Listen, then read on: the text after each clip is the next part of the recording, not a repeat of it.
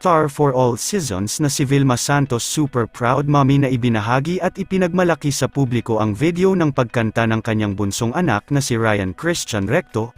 Mula sa Instagram stories ni Vilma Santos kamakailan lamang ay masaya at proud nitong ibinahagi sa publiko ang iilang video ng kanyang anak na si Ryan Recto kung saan ay mapapanood natin ang napakahusay at napakagaling nitong pagkanta ng awiting yakap sa dilim ng Filipino rock band na Orange and Lemons.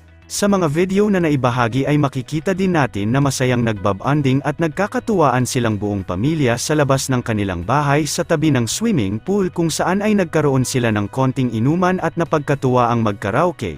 Dito nga ay ipinamalas ng bunsong anak ni Vilma Santos na si Ryan Recto ang husay at galing nito sa pagkanta.